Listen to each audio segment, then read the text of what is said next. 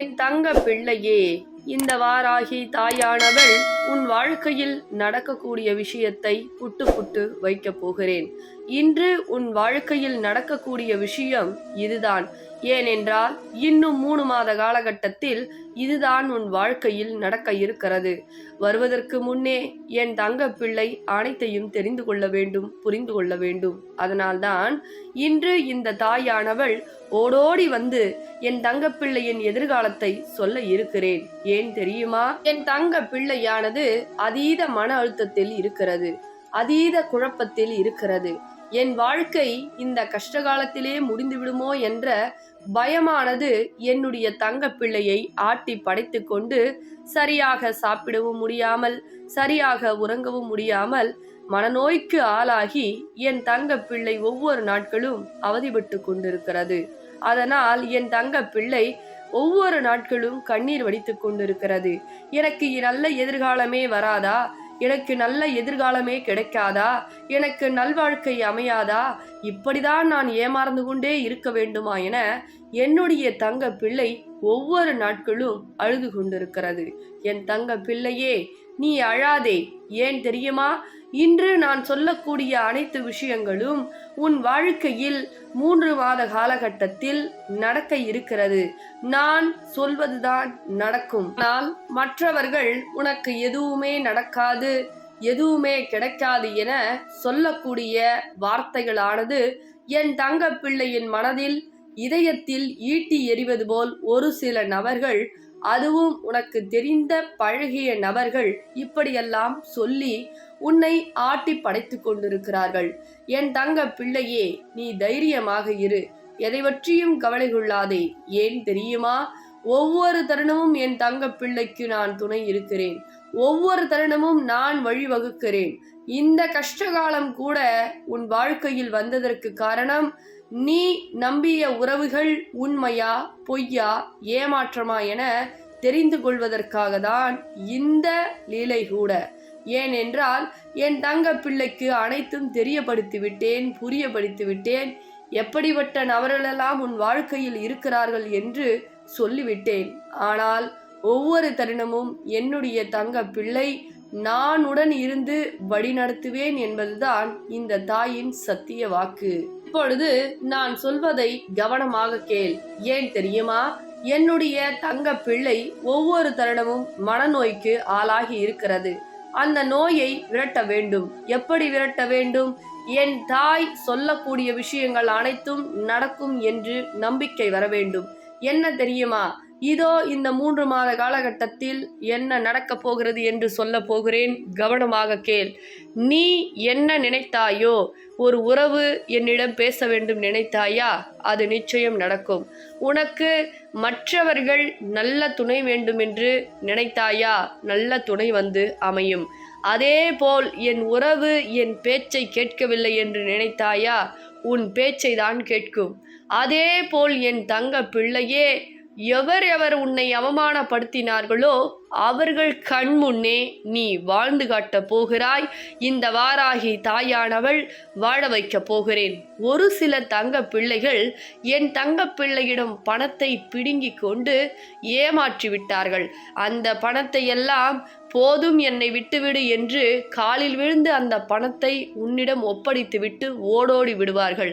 அதை நான் அப்படியே செய்து கொடுக்க போகிறேன். பிறகு என்னுடைய தங்க பிள்ளைக்கு குழந்தை வரம் இல்லை என்று என் தங்க பிள்ளை பல பேரால் பல அவமானங்கள் பட்டு மனதுக்குள் நொந்து கொண்டிருக்கிறது.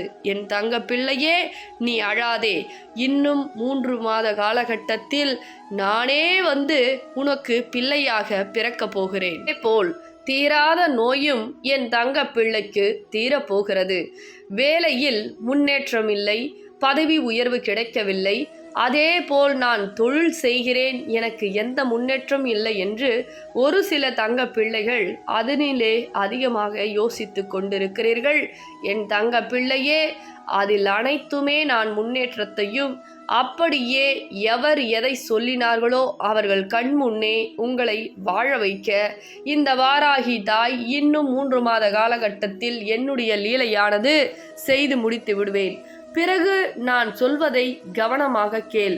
ஏனென்றால் இது எல்லாம் நடக்க வேண்டுமென்றால் நான் சொல்வதை நீ கடைபிடித்தால் மட்டும்தான் நடக்கும். ஆனால் நான் சொல்வதை கடைபிடிக்கவில்லை என்றால் ஒரு எள்ளளவு கூட அணுவும் அசையாது. அதையும் சொல்லி விடுகிறேன். ஏனென்றால் என் தாய் இவையெல்லாம் சொல்லியிருக்கிறார்கள். எனக்கு நடக்குமா நடக்காதா என்று முதலில் அவநம்பிக்கை கொள்ளக்கூடாது. இரண்டாவது விஷயம், எனக்கு எல்லாமே கெடுதலாகிவிட்டது, எனக்கு எதுவுமே நடக்காது, எனக்கு எதுவுமே கிடைக்காது. ஒவ்வொரு தருணமும் எதிர்மறை எண்ணத்தோடு வாழாதே.